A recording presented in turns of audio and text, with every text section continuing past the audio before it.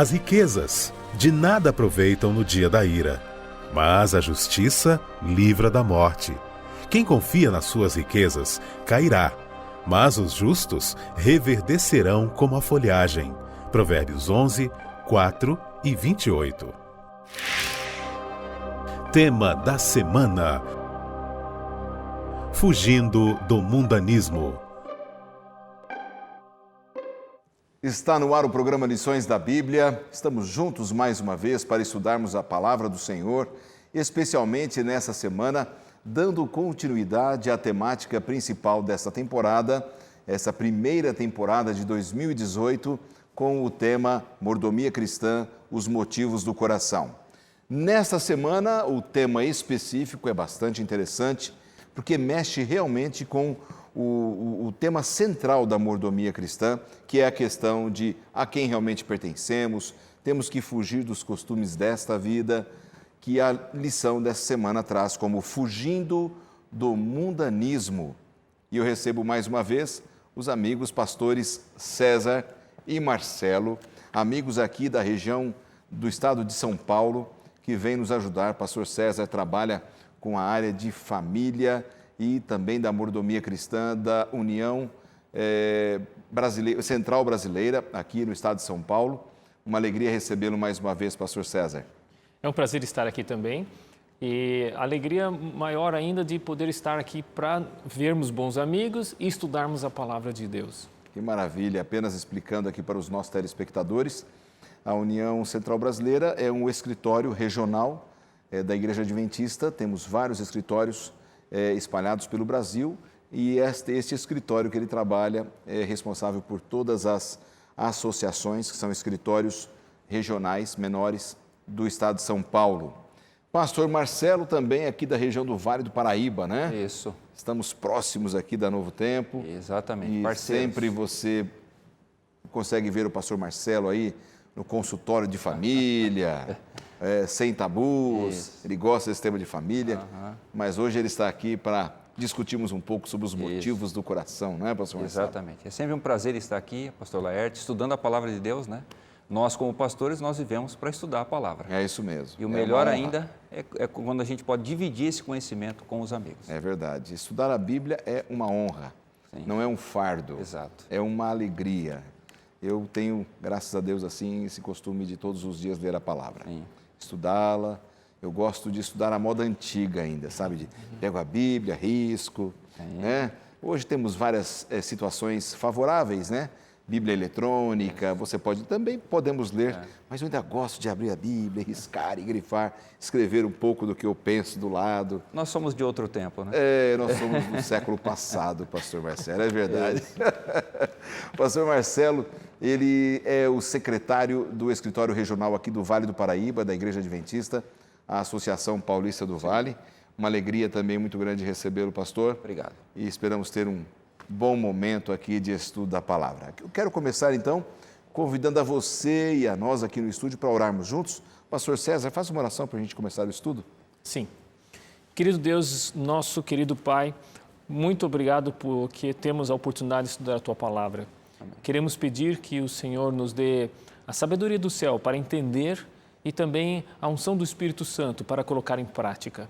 Abençoe a todos os telespectadores que estão assistindo ou ouvindo esse programa. Nós te pedimos por Jesus. Amém. Amém. Vamos agora para o vídeo Palavra do Autor com o pastor John Matthews. Suponhamos que você não tenha muito dinheiro. Suponhamos que você não tenha posses. Como você pode evitar o materialismo? Aqui vai como eu costumo responder essa pergunta. Não importa muito quanto dinheiro ou posses você tenha. Eu quero abordar da seguinte forma. Salomão foi supostamente o homem mais sábio que já existiu. Dizemos que ele tinha muita sabedoria e ele tinha, em algumas ocasiões. Mas quando ele foi mau, ele foi muito, muito mau. Como você consegue sabedoria? Aqui estão os componentes da sabedoria. Primeiro temos o conhecimento, que são os fatos. Depois o entendimento, que é o discernimento das implicações que esses fatos podem trazer.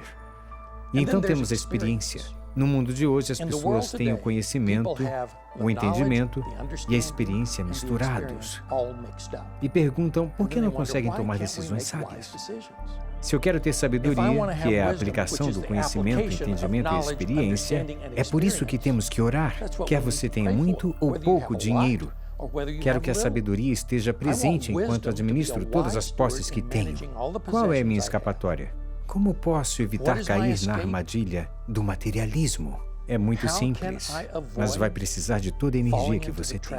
Em primeiro lugar, aceite Cristo como seu Salvador. Essa é a única solução, porque é nele que você encontrará a sabedoria.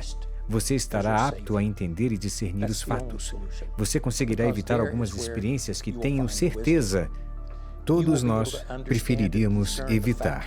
Às vezes, as pessoas não usam os métodos corretos para explicar a Bíblia e encontram os fatos equivocados. E aqui vai algo que realmente amo: fé e oração. Como entendo, fé e oração são como duas armas que alcançam e agarram o Evangelho. Como você está nisso? Já está dada a largada para a lição dessa semana, a introdução feita aí pelo pastor John, que é o autor do nosso material de estudos. Quero incentivar a você a ter também este manual.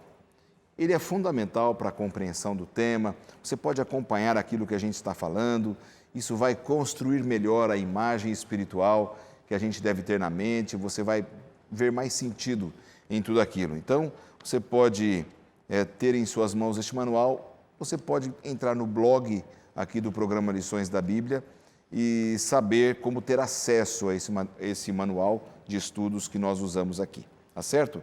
Amigos, fugindo do mundanismo é o tema dessa semana.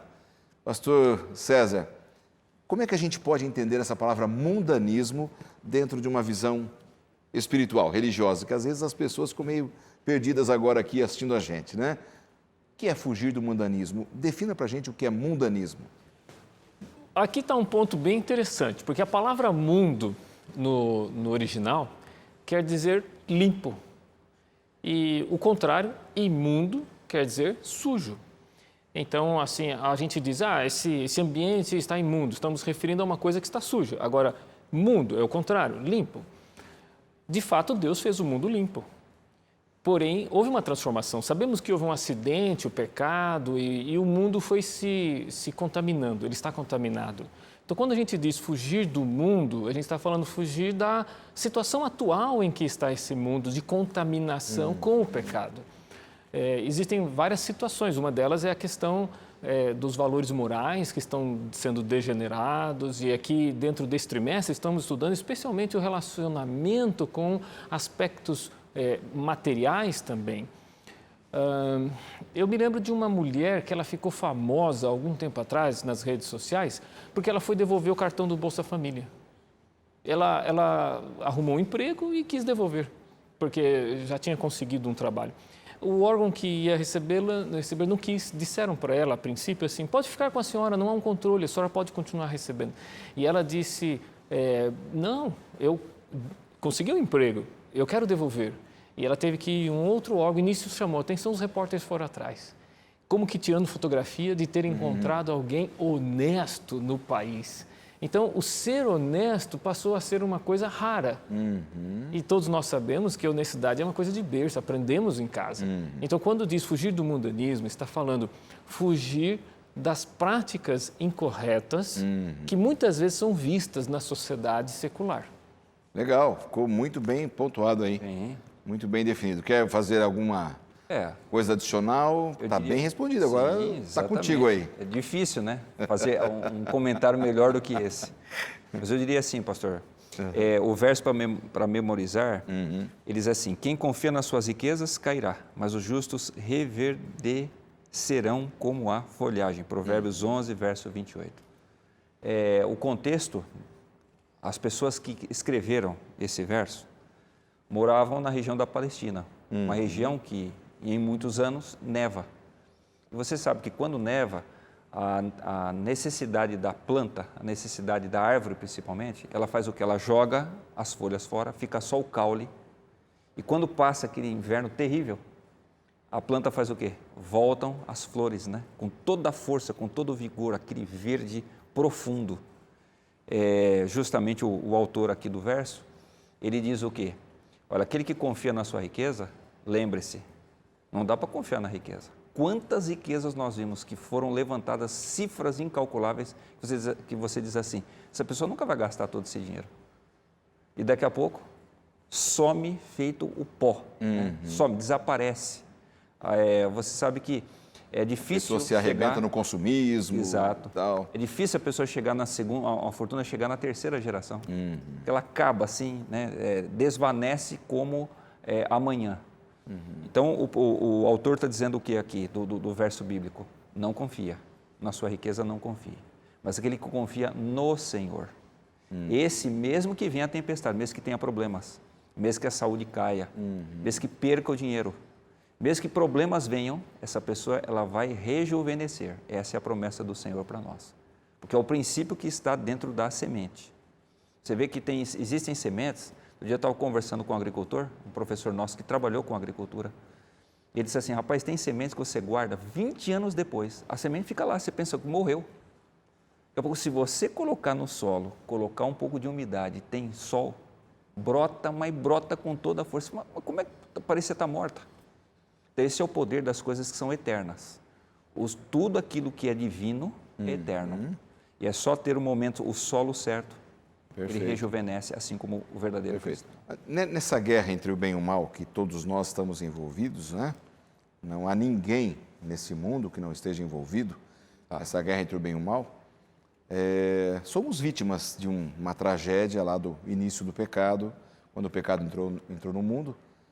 E a gente percebe que Satanás não teve vitória sobre Cristo. Cristo é o vitorioso, saiu vitorioso na cruz sobre Satanás e seus anjos. Mas ele tem poder. Ele leva pessoas aos vícios, aos extremos, para manter a pessoa nesse mundanismo. Hoje, como vocês percebem, de acordo com essa parte introdutória do nosso manual de estudos, que Satanás tem alcançado vitória na vida de tantas pessoas, dentro dessa visão do fugindo do mundanismo? Pastor César. Eu acredito que uma das questões que nos chocam ver o desprezo com o ser humano. Eu até acho que quando as pessoas elas não tratam bem um carro e estragam o carro por mau uso, não é tão inteligente fazer isso, mas assim é um objeto. Mas o problema é quando alguém humilha outra pessoa, quando alguém despreza o ser humano foi feito à imagem e semelhança de Deus. Mas, às vezes, nós vemos pessoas desprezando crianças, desprezando idosos. Né? E, às vezes, nós vemos jovens desprezando seus pais, que se esforçaram tanto por educá-los. Então, eu acho que a degeneração da humanidade está se dando de forma muito acentuada nesse aspecto da falta de atenção às pessoas, especialmente os da própria família. Então, quando na família você encontra pessoas usando apenas redes sociais, pai, filho, e se comunicam apenas com o WhatsApp, às vezes até dentro de casa, você percebe esse distanciamento dos seres humanos. Funciona assim, quando o ser humano se distancia de Deus, ele também se distancia do seu semelhante, ele se isola. Então, eu acho que essa é uma demonstração, o egoísmo. Nós vamos ver isso melhor ao longo de todo esse trimestre, mas o secularismo, o mundanismo é sinônimo do egoísmo. Eu sou mais importante. Eu não vou no aniversário da sua casa, do seu dia de aniversário, porque eu não tenho esse tempo para despender. Eu quero gastar meu tempo comigo, minha vida comigo, meu dinheiro comigo. Minhas alegrias são aquilo que me interessa. Até no casamento, as pessoas buscam pessoas para casar que lhes farão felizes. Não preocupando em fazer o outro feliz, mas quem combina comigo. Eu já vi pessoas dizendo assim, eu não quero casar com um homem imaturo, eu quero casar com um homem feito, um homem... Ok, tudo bem, é bonito isso, mas assim, quero casar com alguém que já esteja formado a ponto de me atender nas minhas necessidades. Isso é uma demonstração de um egoísmo. É compreensível, mas é uma demonstração de um egoísmo. Essas ações de egoísmo são aquilo que nós chamamos de mundanismo, né, pastor Marcelo? Porque o mundanismo, ele faz assim, pastor Laerte, como o pastor César mencionou, eu vivo em função apenas de mim. Então, na verdade, eu deixo de eu renego a soberania divina, porque eu acho que Deus está me massacrando, para eu ser escravo de mim mesmo, dos meus desejos, das minhas paixões, das minhas vontades. E você sabe que talvez a maior escravatura que um ser humano pode ter é dele mesmo. Porque, em geral, e a gente que trabalha com crianças, você vê que quando alguém é escravo de si, ele consegue se tratar pior do que o outro faria. O pastor César mencionou aqui que realmente é uma loucura você tratar um outro mal. Mas já pensou você tratar você mesmo? E é o que geralmente o adolescente faz. Ele se corta, né? Quantas meninas eu já não escutei? Não, vai lá, corta os braços. Ou então vive uma vida de autossabotagem, que é muito comum também entre os adultos, né? O camarada sabota a carreira dele. A família fala, rapaz, mas você sempre tem bons empregos e por que você vive saindo dos empregos? Autossabotagem. Tem gente que, o exemplo que o pastor César mencionou, quando eu trato mal a minha esposa, o próprio apóstolo Paulo diz o quê?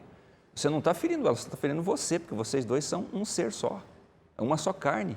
Então, quem bate na mulher, quem espanca a mulher, quem fala mal dela, quem critica a esposa, na verdade está falando mal de si mesmo. Né? Então, a pior escravatura que tem é você ser escravo da sua malignidade. Porque do outro, o que a gente pode esperar desse mundo, né? Já que nós todos somos pecadores?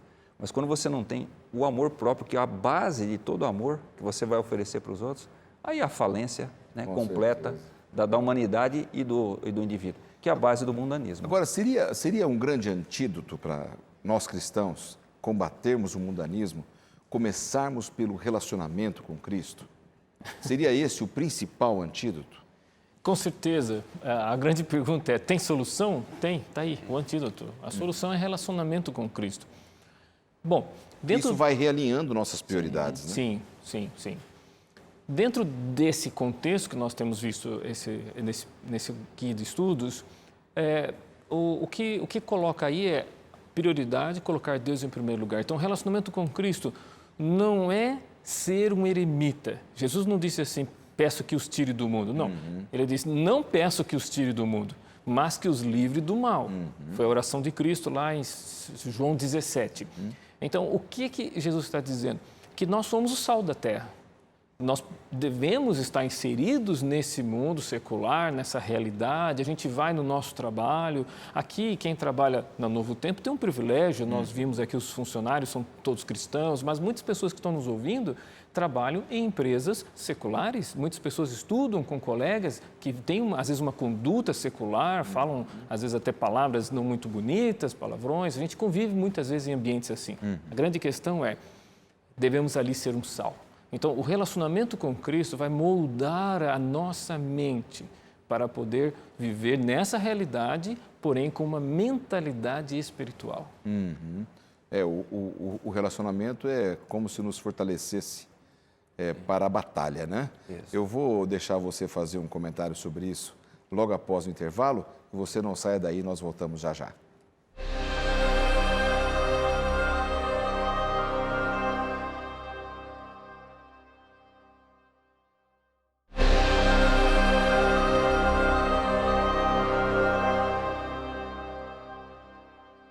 Já estamos de volta aqui com o programa, conversando com os amigos pastores César e Marcelo, amigos aqui do estado de São Paulo que vêm nos ajudar no programa dessa semana. Gente, nós sempre oferecemos para vocês a oportunidade de estudar a Bíblia com materiais produzidos aqui pela Novo Tempo e que enviamos com muito carinho gratuitamente para todos vocês. Nós estamos oferecendo para vocês, telespectadores do programa Lições da Bíblia, um curso bíblico diferente nesta temporada, que é o curso Entre Família. Neste curso, você encontra muitos temas importantes, especialmente relacionados com este tema que nós também estamos discutindo hoje. Não somente esse tema relacionado à mordomia cristã, aos motivos do coração, mas também outros temas como relacionamento com os filhos, conjugal, sexualidade, vida espiritual e tantos outros assuntos importantes deste curso aqui. Você pode solicitá-lo pelo telefone, código de área 12 21 27 31 21. Ligue em horário comercial para você fazer o seu cadastro e pedir este curso. Nós enviaremos gratuitamente para você. Ou no blog do programa Lições da Bíblia, que você já conhece, novotempo.com/Lições da Bíblia. Tem um banner ali no nosso blog com esta imagem. Clique em cima, faça o seu cadastro e a gente vai enviar com muito carinho, gratuitamente, para você poder ter mais conhecimento da Bíblia, o conhecimento da vontade do Senhor Jesus. Bom, pastor Marcelo, eu falei agora há pouco, antes do intervalo, a respeito que o relacionamento com Cristo nos prepara para a vitória espiritual, essa vitória importante que nos dá maturidade e nos fortalece para fugirmos desses costumes do mundo de pecado que estamos denominando aqui como mundanismo. E aqui o texto de Paulo aos Filipenses, no capítulo 4, verso 8, fala aqui em alguma coisa que a gente tem que pensar. Várias coisas precisam ter o nosso pensamento fixo. Eu queria que você fizesse o seu comentário sobre esse texto de Paulo aos Filipenses. Tudo que é bom, tudo que é puro, tudo que é de boa fama, se algum louvor, nisso pensai. Né? Mas é interessante, pastor Laerte, você não vai pensar se você não andar com alguém que tenha pensamentos puros, mais nobres que você. A criança, é curioso isso, né? Eu volto no exemplo básico, porque todos nós passamos por isso. Nós somos aqui homens de uma certa idade, mas porque lá atrás nós tivemos alguém que nos fez. Foi a nossa mãe e nosso pai. Na escola você percebe assim, quanto mais a presença da mãe uma criança tem e depois a presença do pai, mais ela será preparada para viver a vida adulta de uma maneira equilibrada e plena. Quanto menos a presença do pai e da mãe, menos preparado ele está. Em geral, você vê assim, claro, né? Tem crianças que, por exemplo, têm a presença demais da mãe. Tudo que é demais ou que falta muito vai trazer problema para o ser humano. Se eu tenho a presença demais da minha mãe, mas não é a presença efetiva, as crianças batem em mim na escola.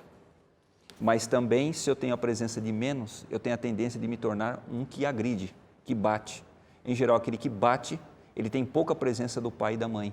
Então, ele não aprende o quê? O limite das relações. Então, você vê como que é importante para a formação de um ser a presença do outro. Então, eu só serei o cristão que eu quero se eu tiver contato com esse Deus, que é o meu Pai, que é o meu Criador e o meu mantenedor. Então, os pensamentos que uma criança tem, você nitidamente, você começa a conversar, os pais muitas vezes na escola eles não percebem isso. Eu conheço você, pai, sabe porque eu convivo com seu filho. Então, os pensamentos que ele tem... São o nosso espelho, né? Exatamente, vem de você. Lembro daquele livro do tio Luiz, da Casa Publicadora Brasileira? Foi um escritor já, não é mais vivo, Luiz Waldvogel, mas um famoso, grande escritor. Ele escreveu Sabiá na Gaiola. Sabiá é o pensamento, a gaiola é a cabeça. E nós devemos controlar os nossos pensamentos.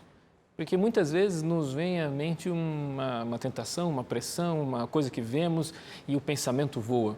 Mas ele orienta, você tem que ter controle da sua mente, domine a sua mente, é um exercício. Pense em coisas boas. Estou pensando em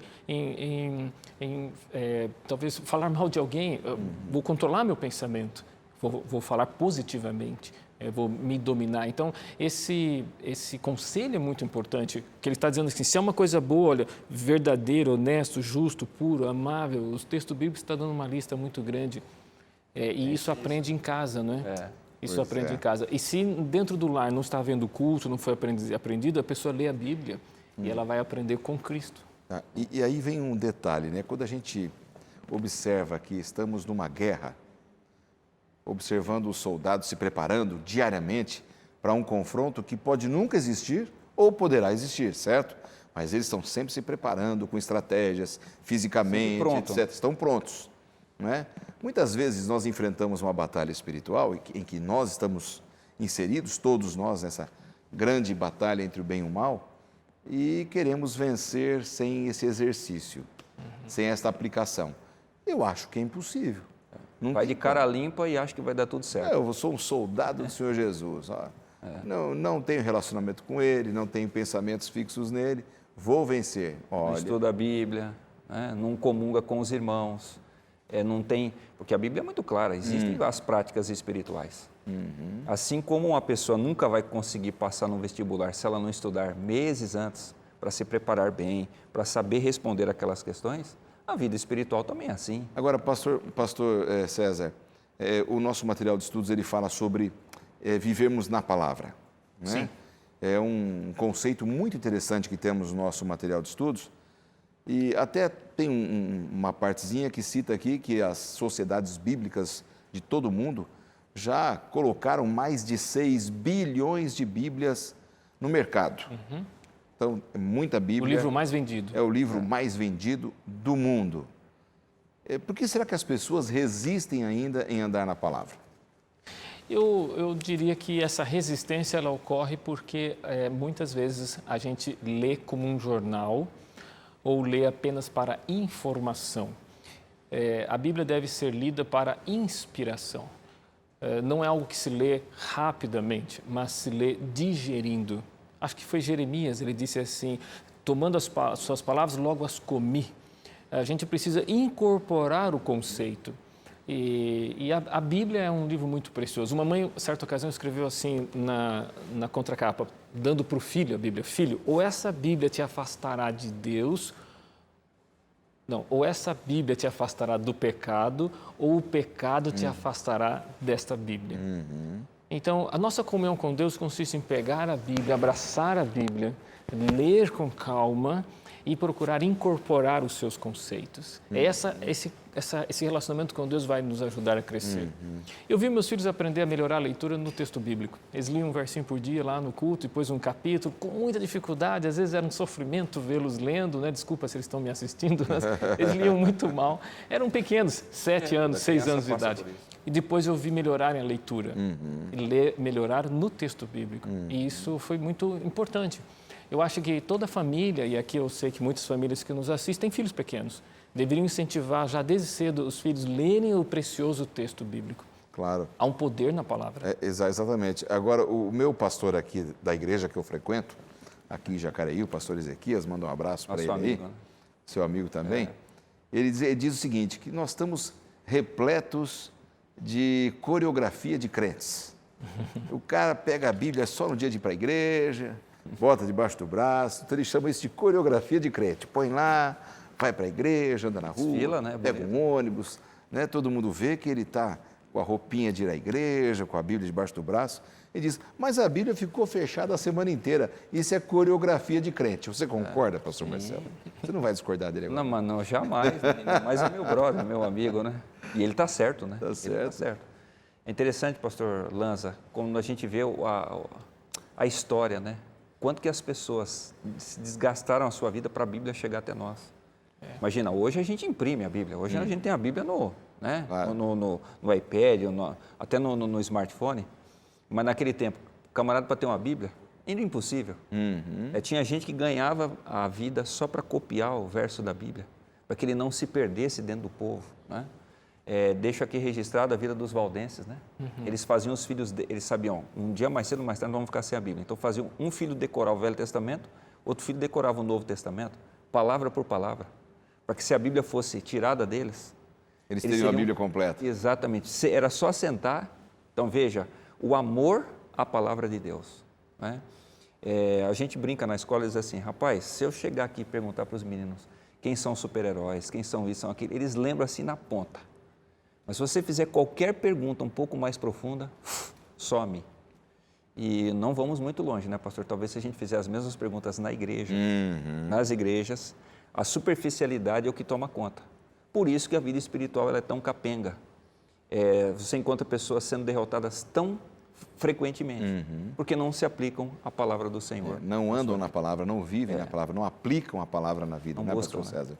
Você que lida com tantos treinamentos aqui no estado de São Paulo, treinando pessoas, dando palestras, pregando, fazendo seus sermões, você vê com certeza isso.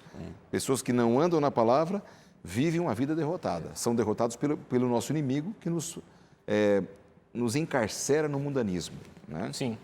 Você usou a palavra treinamento. É interessante que as empresas de hoje, elas investem em treinamento, mas elas querem treinamento de resultado. Não basta treinar, precisa ter resultado. Não basta distribuirmos a Bíblia. Qual é o resultado? O resultado é a pessoa ler com proveito e isso ser transformador. Olha, um conselho interessante, se todo mundo aqui pegar um livro de Provérbios e ler um capítulo por dia, no dia do mês, se o dia de hoje é 10, lê Provérbios 10, amanhã é dia 11, lê Provérbios 11 e assim vai. O livro de Provérbios ele é preciosíssimo para os jovens. É um exemplo. você ler um capítulo com calma, ou seguir o ano bíblico, mas você vai estar lá procurando incorporar esse conhecimento. Isso faz toda a diferença. Agora, a Bíblia, ela nos confronta. Você vai ler a Bíblia, alguma coisa é muito agradável, é conforto, em alguma coisa é confronto. Deixa eu te falar o que é cristianismo, uma definição que eu vi. Cristianismo é quando minha vontade entra em colisão com a vontade de Deus e eu escolho seguir a vontade dele. Porque, pode ter certeza, na Bíblia você vai encontrar repreensão.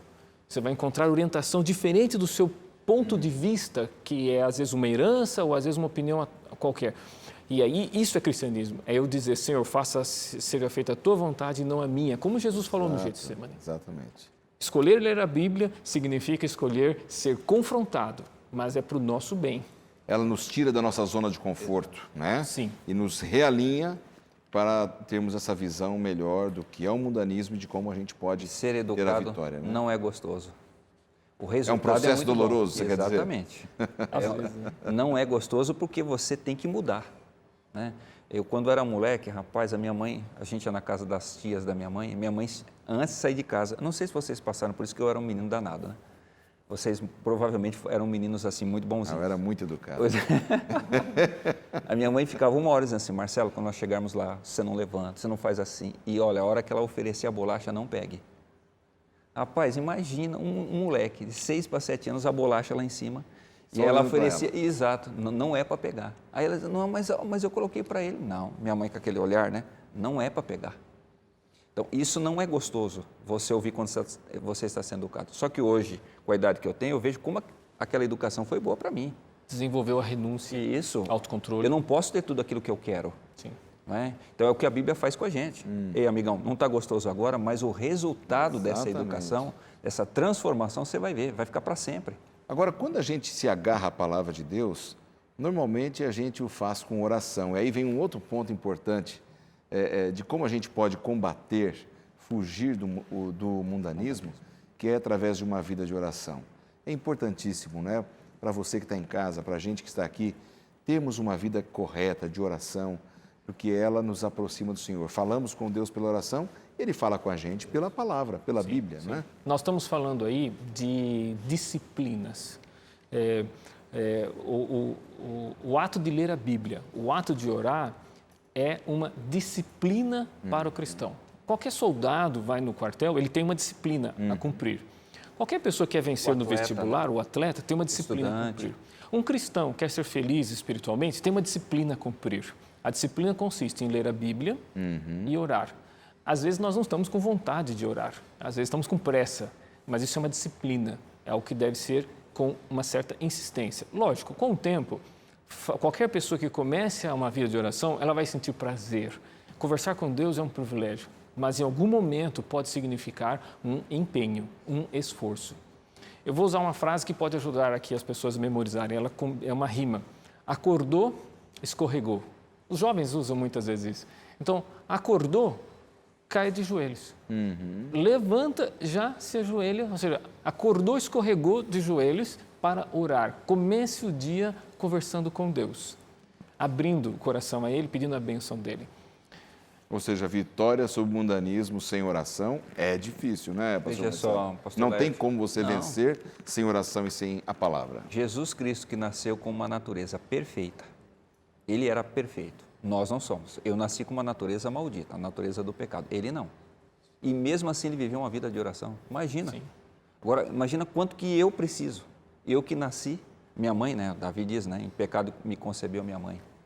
E ele foi um homem de oração o tempo todo, ligado ao Pai. Né? Nunca houve um ser humano que tivesse tanta ligação, tão profunda quanto ele teve. Ele sentia necessidade profunda, né? Fome e sede da justiça do Pai, para que ele se preparasse para a grande guerra, né? Que é essa vida que a gente enfrenta hoje aqui. Ele tinha um local de oração. Jesus tinha hora e local. Exato. Muitas vezes, altas horas da madrugada, ele ia ao monte, hora e local. Se queremos ter um bom hábito de oração, é bom ter também um local. Eu ganhei do pastor Bruno Raso e do pastor Bogel, que trabalham no escritório de Brasília, para a administração da América do Sul, um tapete de oração, já faz algum tempo. E eu coloco do lado da minha cama. É um tapete de oração. Ali é um local lógico, a gente ora o dia todo e em vários momentos, mas eu gosto de, antes de dormir e quando eu acordo, me ajoelhar ali. Se estamos falando de uma vida de oração, estamos dizendo que em alguns momentos a gente pede a Deus, outros momentos a gente confessa nossos pecados, outros momentos a gente suplica salvação. Em alguns momentos, talvez você vai precisar pôr o rosto no pó da terra para clamar a Deus por uma intervenção. Uma vida de oração não é apenas uma coisa formal, é um debruçar, né? A oração não é a preparação para a batalha, a oração é a própria batalha. É ali que temos a vitória. Exatamente. Muito bem colocado. Amigos, nós vamos para mais um intervalo e já já a gente está de volta.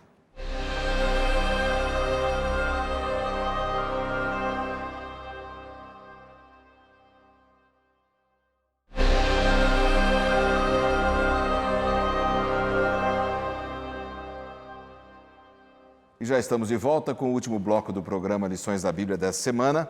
Um tema bastante interessante, fugindo do mundanismo. Já vimos aqui a importância do relacionamento com Cristo, que nos fortalece nesse sentido a cada dia, da leitura da palavra, a Bíblia nos dá o rumo certo. E já vimos a importância da vida de oração com os nossos amigos aqui, que estão participando do programa dessa semana. Mas agora eu queria que a gente fosse para um ponto muito especial, para a gente poder entrar nesse último bloco, nesse clima final aqui do nosso material de estudos, que é sobre a importância de, além de termos esse relacionamento com Cristo, estudarmos a Bíblia, uma vida de oração, clamarmos por força e sabedoria para enfrentarmos este mundo. Isso mostra que essa guerra, essa batalha com relação ao mundanismo, ela é encarada por Deus como algo extremamente sério, porque nós estamos vendo aqui armas importantes até aqui. E agora chega o momento de falar assim, Senhor, me dê sabedoria para escolher o que é certo. Essa é a prova de que é extremamente difícil, que é uma batalha importante que temos que nos preparar para ela, pastor. Não tenha dúvida. Veja, eu nasci no pecado. Os anjos que estavam no céu, na eternidade, eles não nasceram no pecado, tinham uma natureza perfeita e mesmo assim caíram junto com Lúcifer. 1/3 dos anjos caiu. E veja, tudo era a favor. Agora você imagina eu que nasci aqui no pecado, estou num planeta cheio do pecado. Imagina quanto que eu estou defasado em relação a esse inimigo que eu tenho. Por isso que eu preciso muito mais da graça, da misericórdia e da sabedoria divina para dar qualquer passo na minha vida. Por isso que a coisa mais importante que um ser humano faz é se dobrar diante da sabedoria divina. E Senhor, eu não sei o que fazer. Então, por favor, me auxilia. O que me chama a atenção, pastor Laerte, é que o século XXI talvez seja o século de maior informação, pelo menos de acesso à informação que já se viu na história. Você vai no pai ou no doutor Google, tudo que você quer está ali para a sua informação. Uma criança de 4, 5 anos já recebeu mais informação do que as pessoas no passado recebiam a vida toda. Mas não significa que as pessoas estão vivendo melhor hoje. Por quê? Porque não é informação que transforma a sua vida, é a sabedoria. Com a informação que eu tenho, eu sei aplicar a realidade que eu preciso. Agora, Tiago fez uma promessa incrível, né? Tem certos dons que se eu pedir a Deus, ou certas coisas que eu pedir a Deus, Deus não vai me dar. Mas Tiago diz assim, que tem uma coisa que Deus dá para todo mundo, é só pedir que Ele dá, sabedoria. Essa é a promessa do Senhor. Quem quer sabedoria, peça. E Ele dá. Ore. Peça. Estude a Bíblia, relaciona-se com Cristo. Está tudo amarrado, tudo ligado, né? Está ligado. De fato, isso é bem real. A Bíblia menciona a sabedoria deste mundo e a sabedoria segundo Deus. Né? Sabedoria deste mundo, basicamente, é conseguir títulos, ter informação, o máximo possível de dados, conhecimentos. Mas isso não é tudo, precisa ter a aplicação desse conhecimento.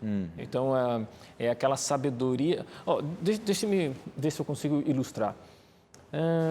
Sabedoria para o bem. Porque a sabedoria desse mundo, ela envolve conhecimento que nem sempre é usado para o bem. Exatamente. O cristão, ele busca conhecimento. Então, é certo você obter títulos, não sou contra estudos, não é? Somos a favor. Mas usar esse conhecimento para o bem. Exatamente. Posso ilustrar? Claro, por favor. A pessoa vai vender um carro. E eu quero ser honesto. O que eu vou dizer para essa pessoa? Sabedoria desse mundo é ser um espertalhão, botar um óleo grosso para o motor não fazer barulho e vendo. A pessoa, depois de um tempo, vai trocar pelo óleo certo e vai ver que o motor está fazendo barulho. Agora, o que é sabedoria segundo Deus? Eu vou vender o carro. Eu digo, amigo, eu fiz o motor do carro, dei uma manutenção, estou descontando um valor, talvez aí R$2.000, para que você possa completar essa manutenção ou coisa assim, e vou dizer para a pessoa. Eu sei que alguns podem rir, talvez achar estranho isso, pode dizer não é prático, mas ao meu ver, eu creio que nosso ver aqui todos, é uma sabedoria usada para o bem. Não é querer ser um espertalhão, mas você tem um conhecimento, você reparte o conhecimento. Olha, eu bati o carro, pintei a porta da direita, você não está percebendo porque foi bem pintado, mas essa porta da direita já sofreu uma colisão. Meu carro, então, está assim, nesse estado. Olha, eu tenho certeza que não vai ser apenas um cliente, uma venda, vai ser um amigo e, quem sabe, um testemunho, uma influência. E você tem razão, porque é o seguinte, se eu pratico o ato de esconder o que o meu carro tem, porque um carro usado sempre vai ter um problema, inevitavelmente, né? Eu estou praticando o mundanismo. Quer dizer, se o tema dessa semana é fugir do mundanismo, mesmo que as pessoas riem de nossas estratégias, de como vamos lidar, como foi o exemplo que o pastor César deu, a atitude do cristão tem que ser uma atitude decente, correta, né? E eu me lembro também de uma história de um rapaz que se dizia cristão, que vendeu o carro dele para um outro que era conhecido e o carro tinha problemas, estava com um motor ruim. E alguém que sabia falou assim, mas escuta, você tem que falar para ele. Ele falou, não, o problema agora é dele. E eu fiquei com um problema. Fiquei um tempo, agora quem fica é ele que resolve, quer dizer... Ele comprou o problema, né? O rapaz comprou um problema. Então, realmente, essa prática do mundanismo, para vencermos esse mundanismo, precisamos pedir sabedoria a Deus. Muita sabedoria. Eu acho que Salomão dá um grande exemplo para a gente, pastor Marcelo. Sim. Não, o exemplo de Salomão, ele fez o quê? Ele pediu a sabedoria divina. Só que, infelizmente, com o passar da vida, ele não usou. Né? Quando você olha a vida de Salomão, é uma vida triste, né? O fim da vida dele, quando ele vai, né, envelhecendo, aí vem o livro ali de Cantares, né? Provérbios. Provérbios ele fez ainda quando estava bem lúcido, né? Sim. Mas vem ali, Eclesiastes principalmente, né? Ele olha para trás e analisa. Rapaz, o que a vida é? Tudo é vão, tudo é passageiro. Tudo é vaidade. Isso, mas existe uma coisa que não é passageira. Aquilo que é eterno, isso é, a ética divina, os princípios divinos, eles estavam aqui antes de que o mundo, né, fosse formado, antes de que eu nascesse, e vão ficar aqui para sempre. Então, se for para eu firmar os meus pés, eu vou firmar nisso. Por isso que ele termina o livro com aquela, né, jovem, lembra do teu Criador quando? Quando estiver velhinho? Não, lembra na mocidade, para que você possa ter uma grande vida. Então, pense como o céu pensa. Exatamente. Que você não vai perder em nada com isso. Exatamente. Agora, Salomão pediu sabedoria, pastor César, Sim, certo? foi. Deus lhe deu. Sim. E por que, pegando um gancho aqui do pastor Marcelo, ele não a usou corretamente por algum tempo na sua vida? Vaidade. Vaidade. Porque esse relacionamento com o mundo material, ele não é uma coisa assim automática. O ser humano, se for solto, ele tenderá ao egoísmo. Tenderá ao egocentrismo, ou seja, a vaidade, né? Minha autoridade, eu sou poderoso, e isso foi prejudicando a vida de Salomão. Ele se afastou de Deus por um tempo, ainda bem que no final ele se retornou. Olha que Deus bonito, que Deus maravilhoso, um Deus de braços abertos que recebeu de volta.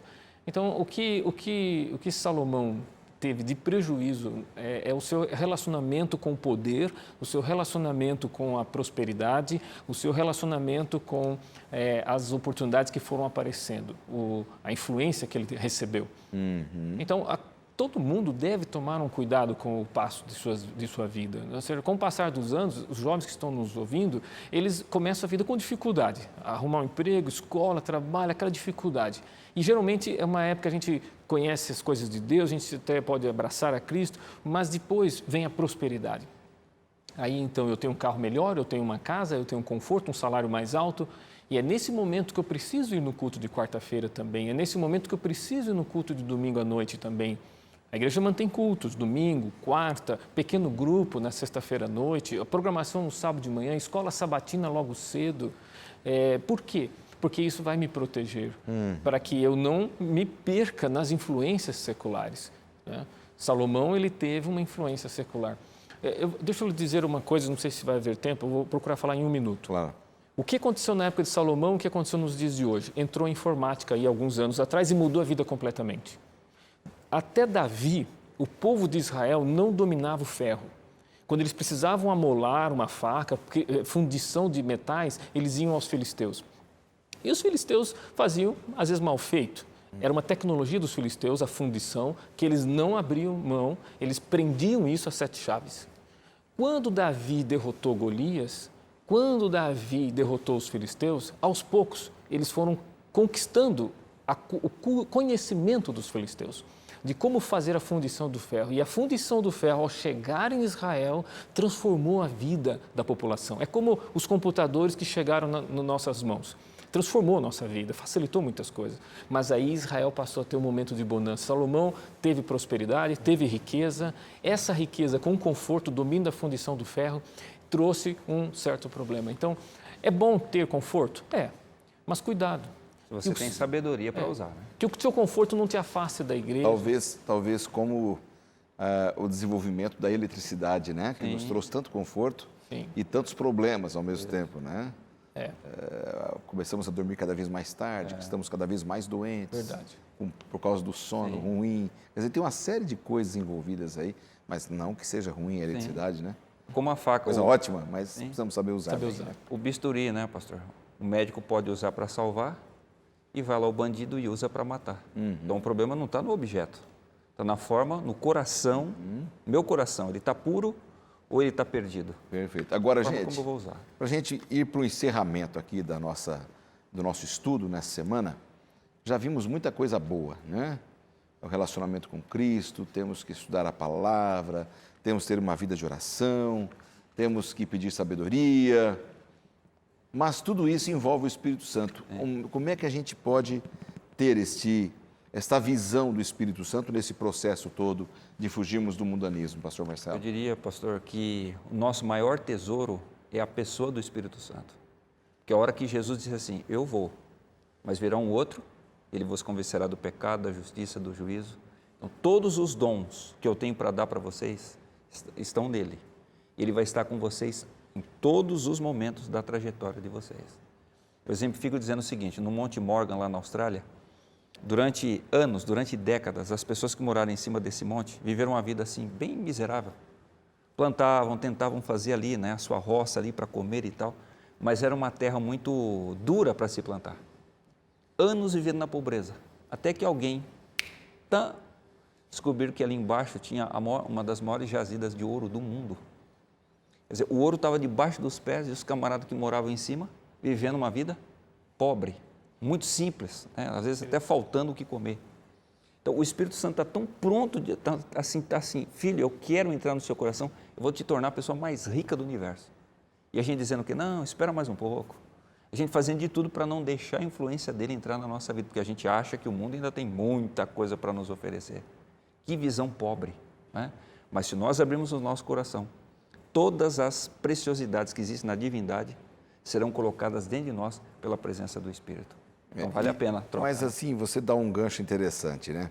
É incrível como a gente gosta de viver de migalhas, né? Você não tem essa sensação? Tanta revelação, palavra, não é? A orientação de Deus.